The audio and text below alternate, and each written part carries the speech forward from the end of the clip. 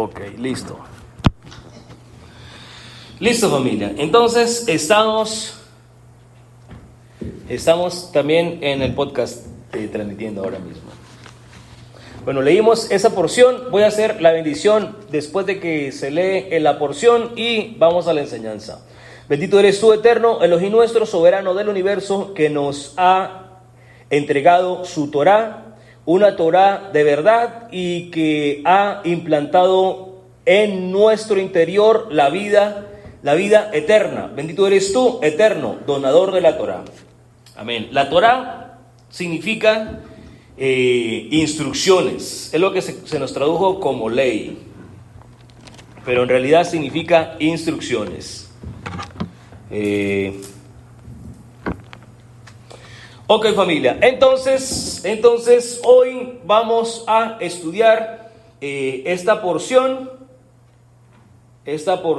híjole, ¿dónde está? Aquí. Vamos a estudiar esta porción que se llama Bereshit, o desde el principio. La palabra Bereshit, ¿qué pasó acá? La palabra Bereshit significa en el principio, desde el origen, o por causa del principio. También esto, según algunos traductores comentan, y no sé si puse el comentario aquí, comentan que también se significa lo principal o lo del principio. Híjole, ¿qué pasó allá? ¿Qué pasó allá?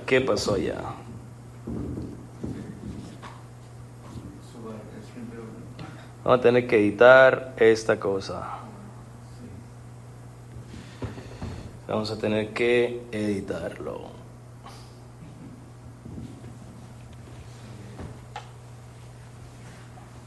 ¿Que ya se quitó? Yeah. Vamos a apagarlo por mientras. No queremos problemas. No queremos problemas, sí. Híjole, vamos a tener que editar esa parte.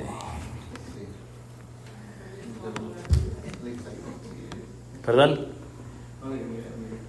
Eso era algo que teníamos antes, por eso que no queremos problemas.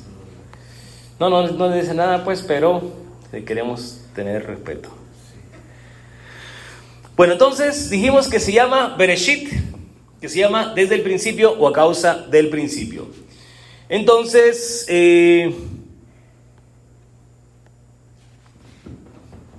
hay un comentario que se está comentando, Éxodo capítulo 12 del verso 1 y 2, que dice que la Torá o los primeros 5 libros de la Biblia principalmente es un libro de leyes o un libro de instrucciones.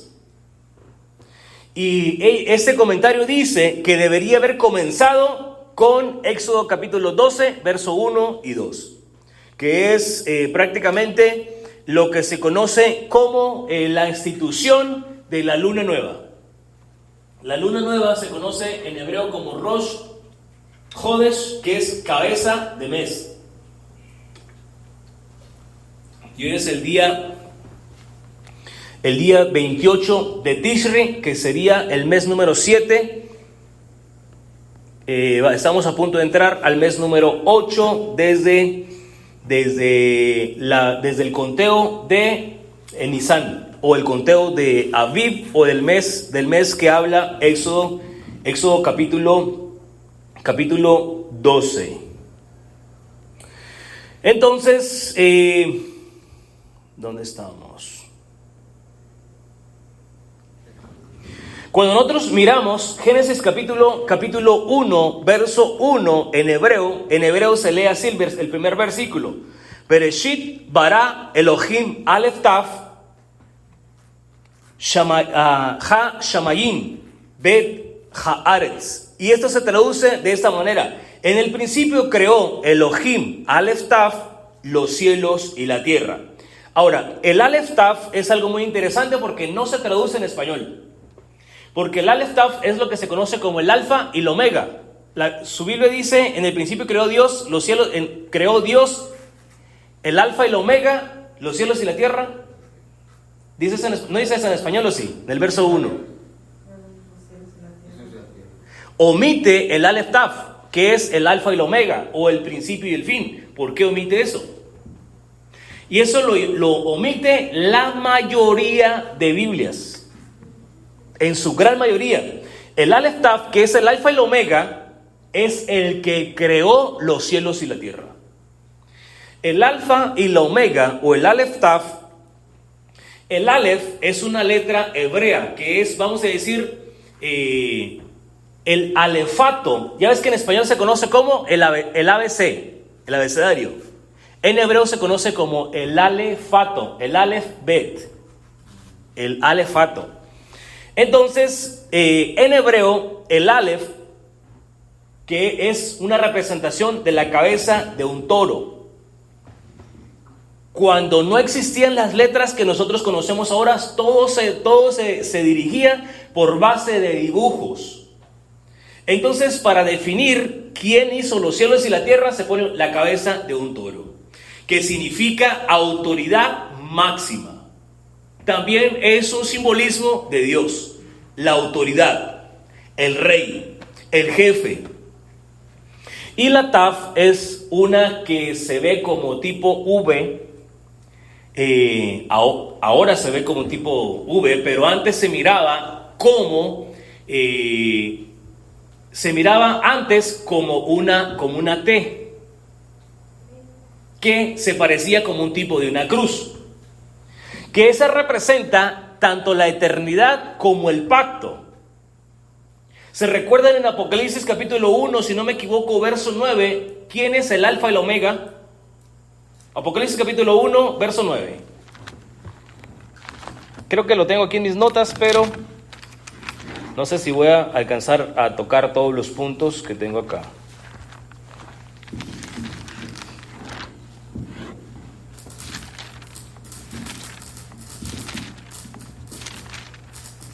Apocalipsis 1, 9, ¿qué dice? Bueno, capítulo 1, verso 8. ¿Qué dice? Yo soy el alfa y la omega, principio y fin, dice el Señor, el que es y que era y el que ha de venir, el Todopoderoso. Descifremos las palabras que nos está diciendo ahí.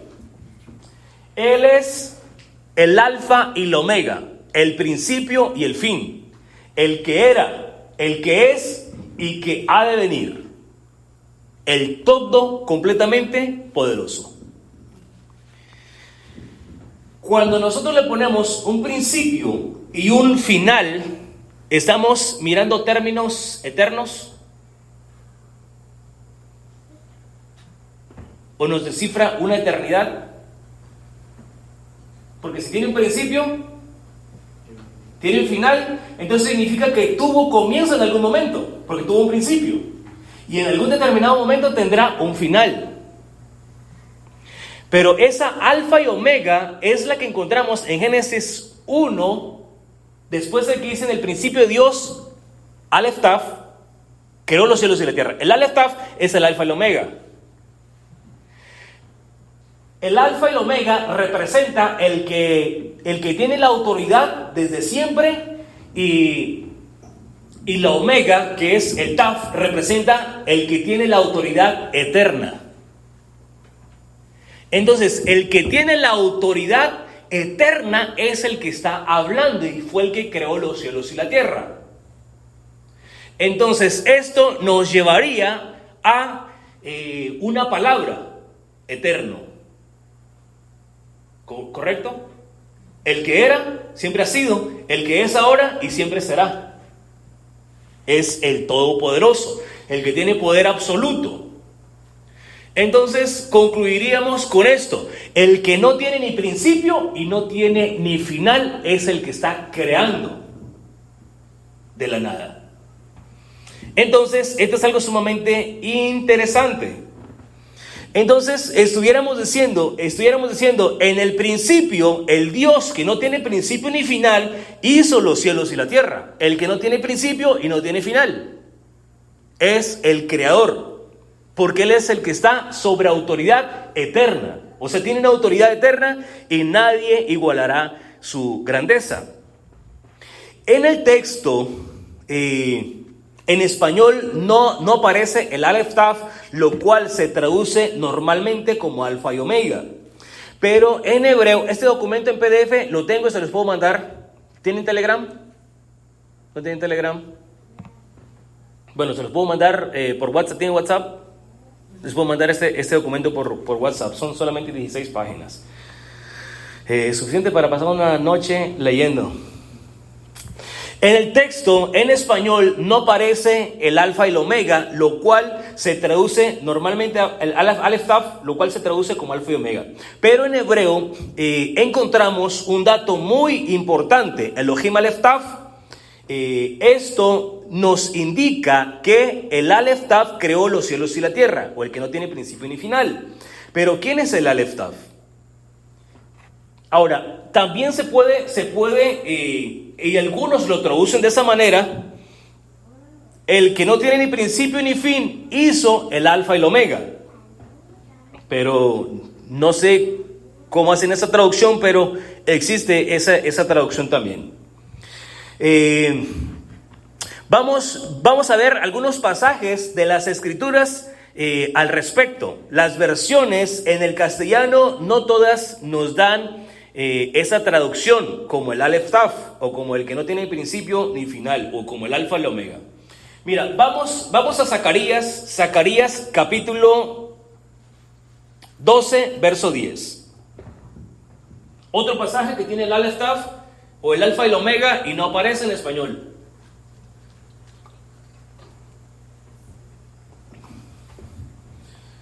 Déjame ver si encuentro una imagen aquí que les pueda compartir en la pantalla.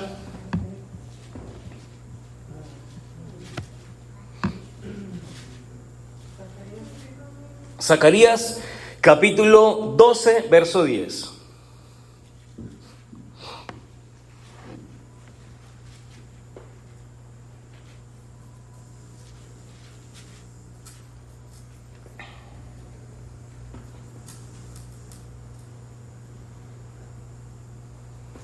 Zacarías 12:10. Déjame ver si encuentro una imagen para poderles poner en la pantalla.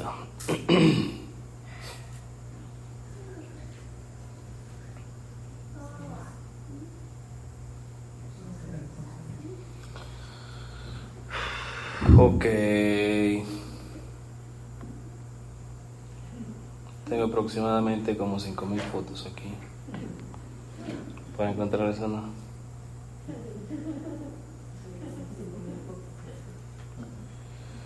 Para encontrar la que necesito.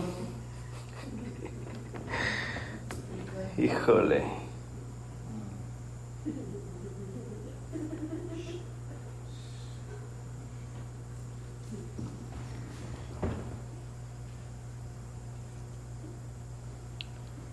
Híjole.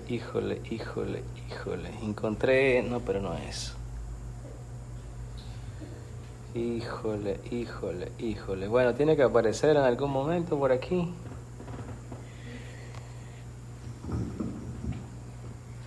Zacarías, ¿qué dijimos? 12:9. ¿Qué dice? Derramaré sobre la casa de David y sobre los moradores de Jerusalén espíritu de gracia y de oración, y mirarán a mí y a quien traspasaron y llorarán como se llora por hijo unigénito, afligiéndose por él como quien se aflige por el primogénito. No tiene, su Biblia no tiene, ¿cómo le llaman? Concordancia, como una letrita, un numerito. En algún espacio, si tiene varias concordancias, le va a dar una A en la concordancia de esa letra A.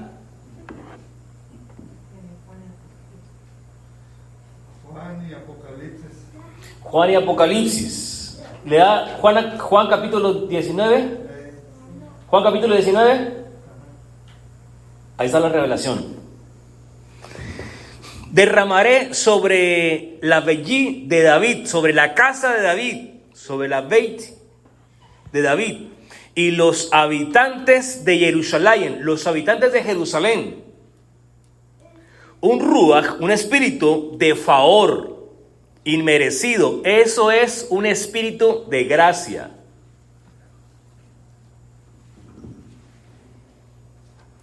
Este es un espíritu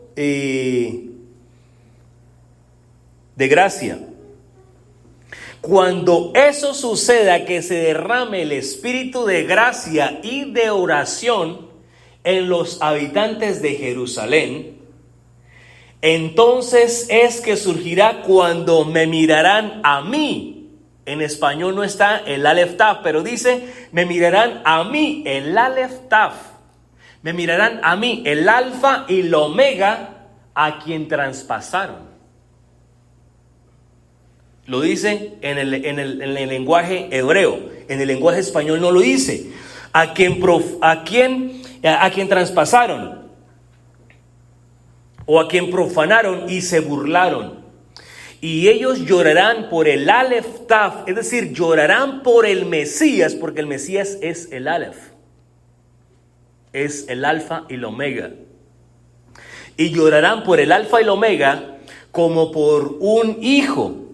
Estarán afligidos intensamente por el Aleph Taf. Una vez más, en este versículo solamente tiene 3 veces el alfa y el omega que no aparece en español. Como por un bachor o por un hijo.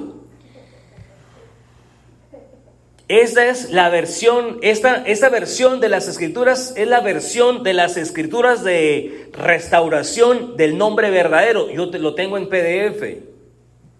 Ahora, ¿qué es lo que yo estoy haciendo? Mirando quién es el Aleph Taf, que lo encontramos desde Génesis capítulo 1, verso 1. Ahora lo miramos en Zacarías y lo podemos buscar por toda la Biblia, porque hay millones de citas del Aleph Taf en toda la Biblia.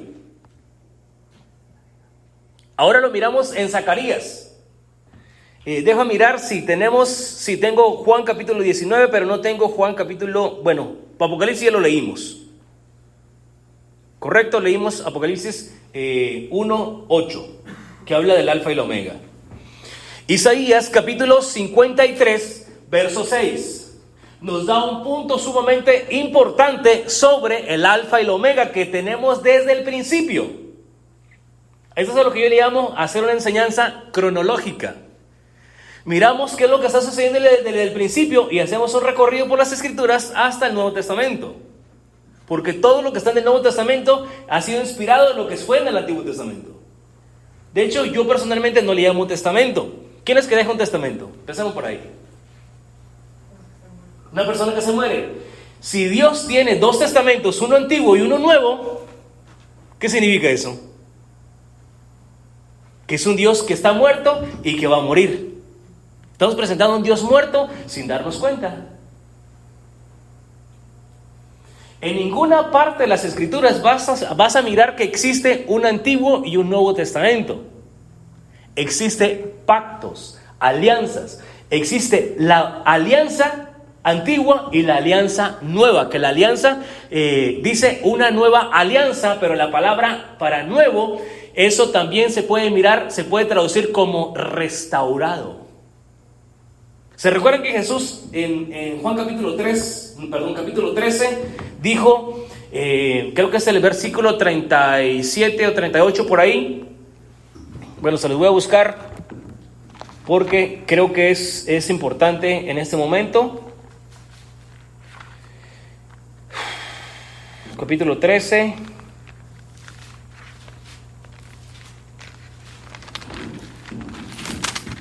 Capítulo 13, versos 34 y 35. Dice, les doy un nuevo mandamiento, que se amen unos a otros de la manera que yo los he amado. Ámense también ustedes unos a otros.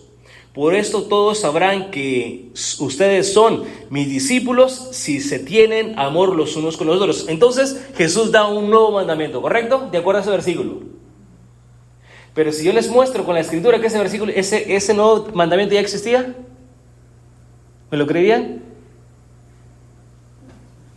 Ese mandamiento que Jesús está haciendo nuevo está en Levítico 19:18. Levítico 19:18. Esta es información extra.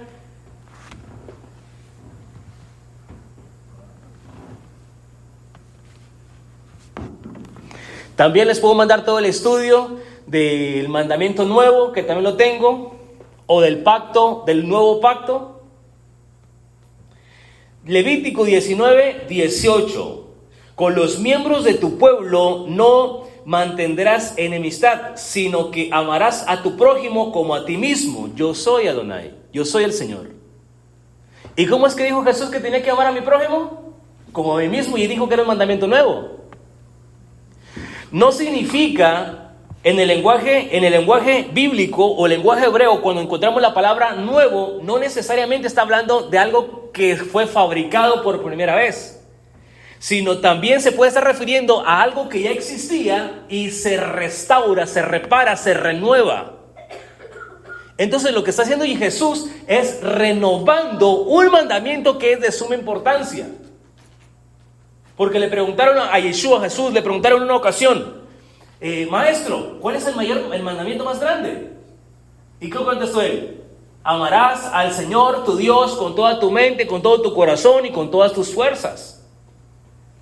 En el Catecismo Católico nos tradujeron, amarás a Dios sobre todas las cosas. Y ese es el mandamiento que nosotros conocemos, amar a Dios sobre todas las cosas y a mi prójimo como a mí mismo. Pero en la Escritura no existe la expresión amar a Dios sobre todas las cosas. Existe amar a Dios con toda mi mente, que es con todo mi intelecto, con todo mi ser, con todo mi corazón y con todos mis bienes, con todo mi ser. En una ocasión, no voy a decir el nombre de la persona, pero yo creo que la conocen. Estábamos en un estudio en la casa, afuera de la casa del hermano Robert y el hermano Afra. Y había varias señoras ahí y que estaban estudiando, y llegué al estudio porque me invitaron al estudio. Entonces yo hice la pregunta, ¿cuáles son los dos mandamientos más grandes o los principales mandamientos? Y una de las hermanas dijo, amar a Dios sobre todas las cosas. Le dije, ¿me lo puedes mostrar con la Escritura? Porque no existe tal frase. En el Catecismo Católico sí existe, pero en la Biblia no existe.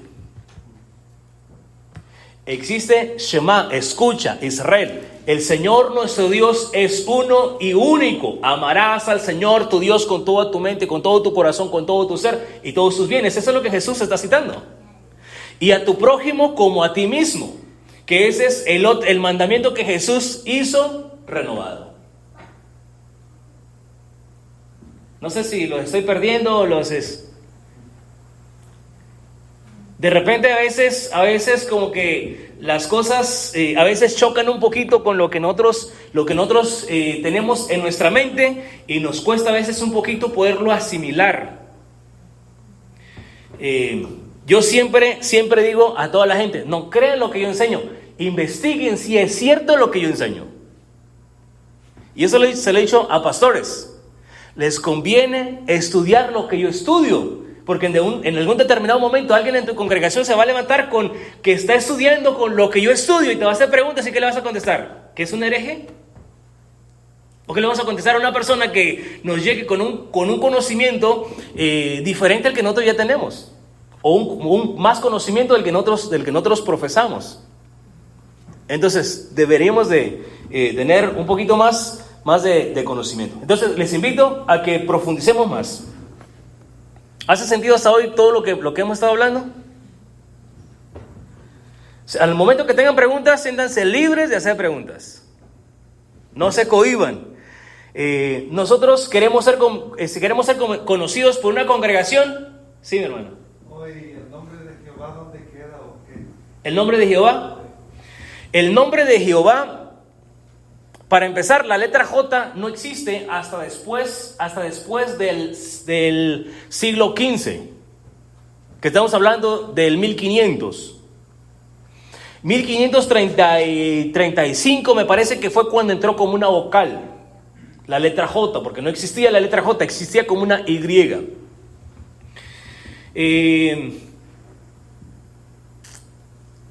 ni el nombre de Jehová ni el nombre de Yahweh no son las pronunciaciones correctas. No tengo ningún problema con que los pronuncien, pero no es la verdadera traducción. Y, que es esta. Esta es una Y, no, estas son en hebreo. Este es el verdadero nombre del Eterno, que no tiene pronunciación. Y, H, V o W, H. De ahí en adelante, todas las pronunciaciones que se leen, y no tiene pronunciación en español. Todas las traducciones o las composiciones que se hacen del nombre son composiciones del nombre. Por ejemplo, Jehová es una mezcla entre Adonai y esas letras. Adonai es lo que significa mi Señor, mi amo. Si ustedes se dan cuenta, yo casi no menciono el nombre sagrado, porque no es pronunciable.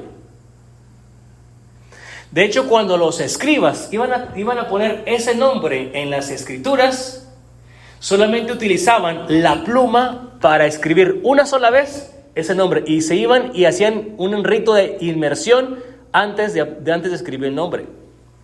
Por eso es que tardaban tanto tiempo. Había personas que solamente a eso se dedicaban, solamente a escribir.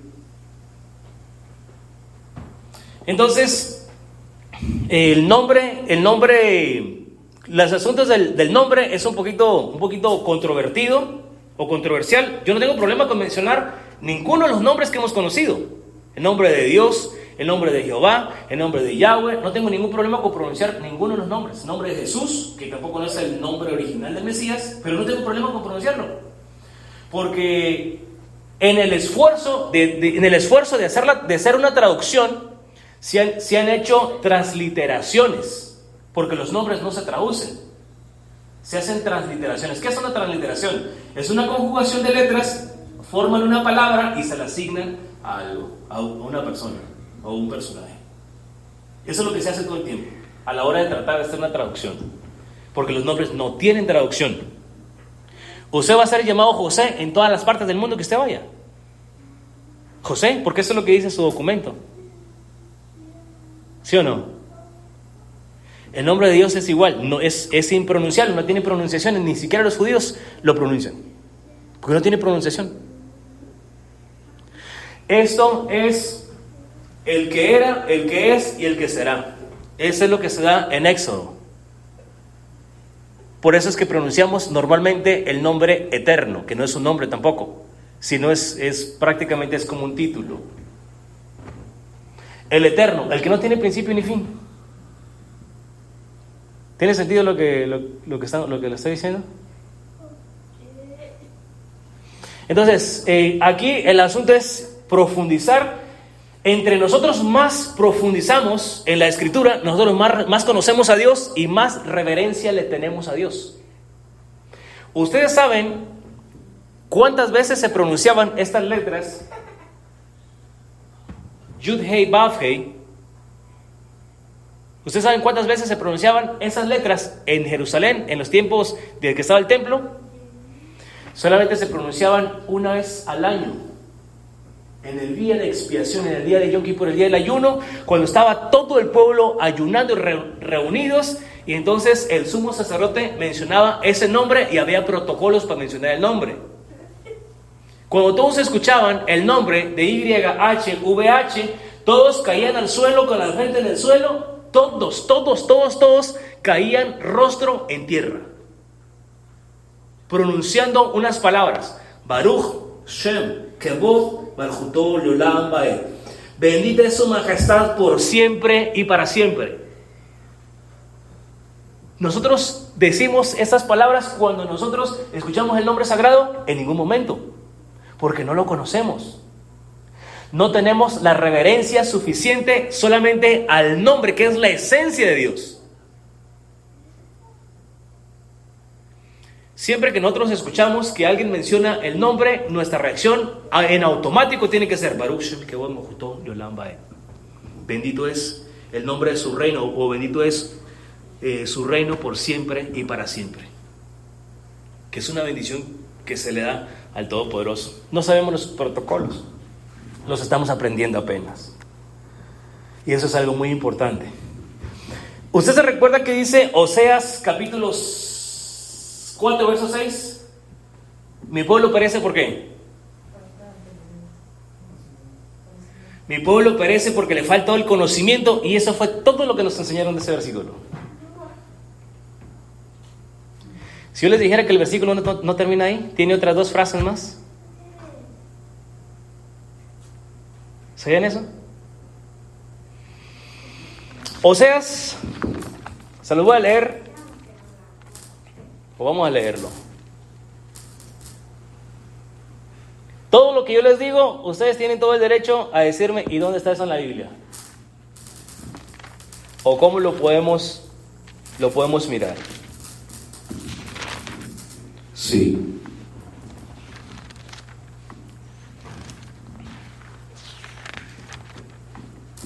¿Qué dijimos?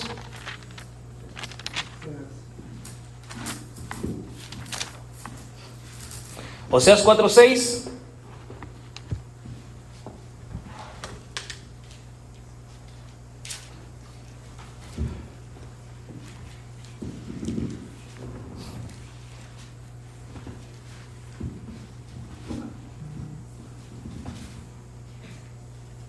¿Qué dice? Mi pueblo fue destruido porque le faltó conocimiento. Por cuanto desechaste el conocimiento. Porque desechaste el conocimiento. ¿Qué más? Por cuanto desechaste el conocimiento, yo te echaré del sacerdocio, porque olvidaste la ley de tu Dios, también yo me olvidaré de tus hijos. Eso está heavy. No sé si estamos entendiendo lo que ese versículo dice. Porque siempre en todas las iglesias el 99.9% de los predicadores solamente te citan la primera parte. ¿Por qué no nos citan la otra parte? El pueblo fue destruido porque le faltó el conocimiento, sí, pero porque rechazó el conocimiento. Por eso fue que el pueblo fue destruido, porque vino el conocimiento y no lo quiso aceptar. Mi pueblo no avanza o fue destruido porque no tiene el entendimiento o le faltó el conocimiento. Por cuanto menospreciaste el entendimiento o el conocimiento, yo también te excluiré del sacerdocio. Te voy a destituir, en otras palabras. Y fíjate lo que dice la próxima parte. Por cuanto olvidaste la ley de tu Dios, yo también me olvidaré de tus hijos. O sea que si yo me olvido de la ley de Dios, ¿qué es lo que sucede? Dios se olvida de mis hijos. Aparte de que soy desechado, también se olvida de mis hijos. Pero si lo ponemos a la inversa, si yo me recuerdo y obedezco la ley de Dios, entonces Dios no solamente se acordará de mí, sino que se acordará de mis hijos. ¿Hace sentido? Entonces, ¿es importante el conocimiento o no es importante el conocimiento de acuerdo a ese versículo? Es importante el conocimiento, porque si yo no tengo el conocimiento, entonces yo soy puesto de lado y se levanta otro en mi lugar. Y eso lo dice. Porque menospreciaste el conocimiento, yo también te desecharé del sacerdocio. Interesante. Hay un versículo de la Escritura que es muy citado en todos los entornos donde nosotros nos movemos. Y es Josué, capítulo 1, verso 9. ¿Se recuerdan? Este te lo citan como el desayuno diario. En todas partes que vamos, casi lo escuchamos. Vamos a leer el contexto de este versículo. Vamos a empezar a leer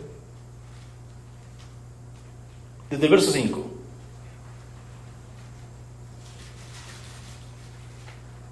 Esto no era parte de la enseñanza, pero esto creo que cae perfectamente en lo que estamos ahora mismo mirando.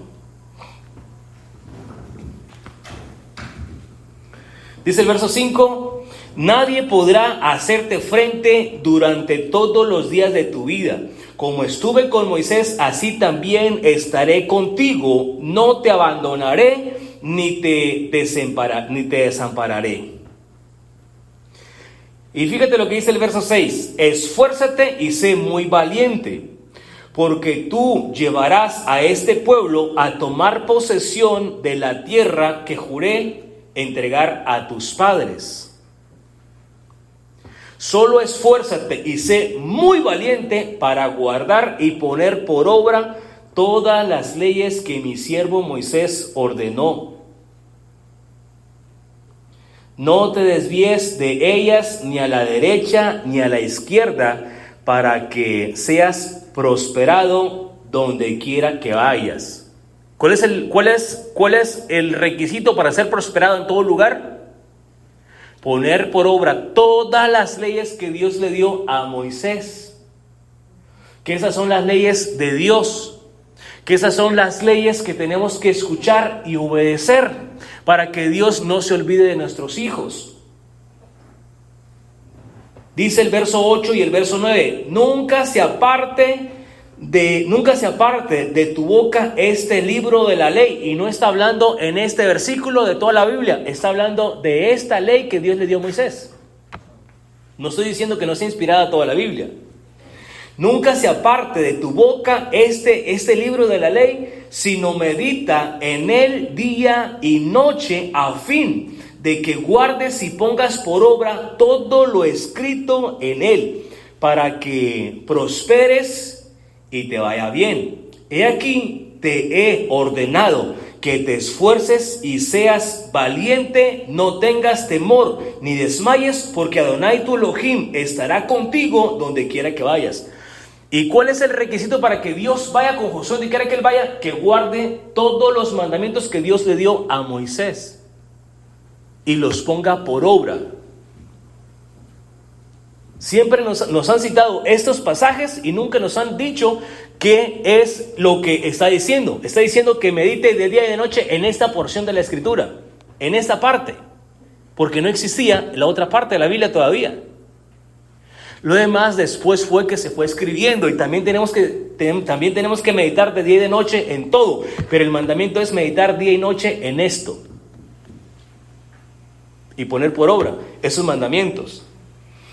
Entonces, quiero citar 2 versículos para cerrar la parte que estábamos mirando acerca del Aleph Taf, porque yo sé que se tienen que ir pronto, y solamente no quiero que se vayan sin haber cerrado esta cápsula. Entonces, yo les voy a leer, si lo quieren leer, lo pueden leer también, Isaías capítulo 53, verso 6.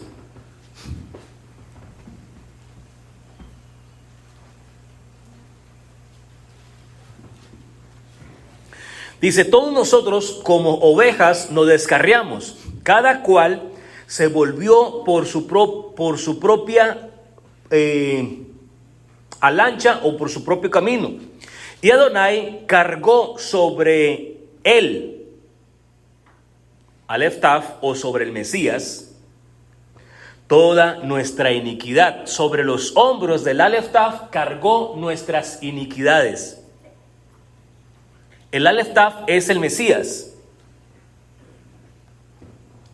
Y si nosotros vamos con el versículo que vamos a concluir, es Juan capítulo 19, que es la concordancia que tenía Zacarías. Juan capítulo 19, versos 17, 18 y 19. Entonces, miramos que el alfa y el omega está en Génesis, en el versículo 1 de Génesis. Alfa y omega está en Zacarías capítulo 12, verso 10, o verso 10, capítulo 12, verso 10. Miramos que el alfa y el omega es en los hombros de quien están cargando todas nuestras iniquidades, en Isaías capítulo 53, verso 6. Y Juan capítulo 19, versos 17, 18 y 19 dice: él llevando el madero vino al lugar que se dice el lugar de la calavera, que es llamado el Ibrit o el Gólgota, donde lo clavaron en el madero y con él a otros dos, uno a cada lado. Y Yeshua estaba en el centro. Pilato escribió en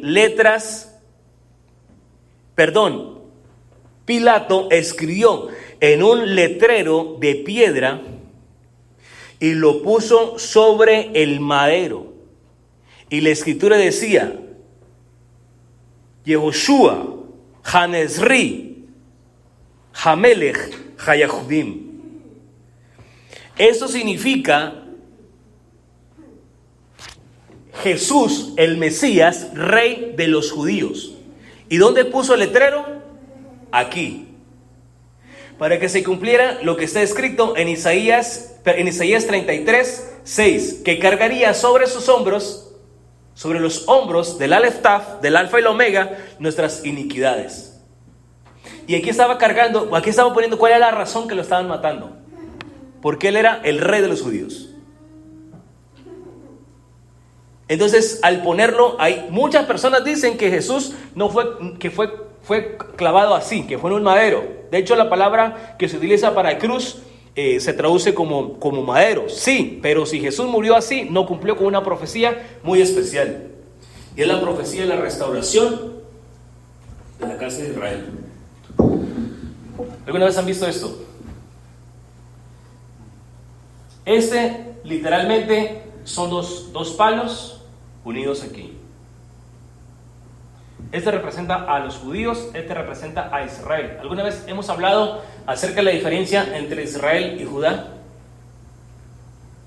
No hemos hablado de eso, En el primer libro de Reyes, capítulo 11, las 12 tribus se dividen en dos reinos: reino del norte y reino del sur, o Samaria y Judá. Se hacen dos reinos, se hacen dos pueblos. Estos desobedecieron a Dios, estos también. Estos se separaron, se hicieron dos pueblos. Y la profecía de Ezequiel de los huesos secos, ¿se recuerdan la profecía de los huesos secos que está en Ezequiel capítulo 37, del verso 15 en adelante? Todo el 37, del verso 1 al 15 está hablando de los huesos secos, y del verso 15 en adelante está hablando de los dos palos, que es la restauración de los dos pueblos, Judá e Israel. Entonces, la cruz está formada por ¿cuántos palos? Un palo vertical, otro horizontal. Cuando Yeshua que Jesús, de este hombre que venía del campo, no recuerdo cómo se llamaba, vino y le ayudó a cargar el madero, él no llevaba los dos palos, él llevaba un solo palo, porque el otro madero estaba arriba donde lo iban a clavar. La profecía en Ezequiel es que Dios tomaría en su mano los dos palos y los iba a unir en un solo palo. Y Jesús es la mano de Dios. Por eso es que el madero, que es un símbolo de muerte, si lo miras desde la perspectiva romana, es un símbolo de muerte, pero si lo miras desde una perspectiva hebrea, es una taf, que es como una cruz, que eso simboliza pacto. Entonces lo que está haciendo Jesús es un pacto con la casa de Israel y con la casa de Judá, lo dice en Jeremías 31:31. Para poder establecer después de ese pacto la ley de Dios en la mente y en el corazón del pueblo, para que el pueblo le pueda obedecer por inercia. Que nadie nos tenga que decir que tenemos que obedecer, sino que Dios mismo nos hace a nosotros caminar en obediencia. Eso es lo que dice Ezequiel capítulo 36, verso 27. Después de que nos quita el corazón de piedra y nos pone un corazón de carne. Entonces, al morir Jesús en una cruz, Él lo que está llevando es un palo y lo está conectando con el otro palo, cumpliendo así también lo que dice Efesios capítulo 2. Efesios capítulo 2 del verso 11 en adelante nos está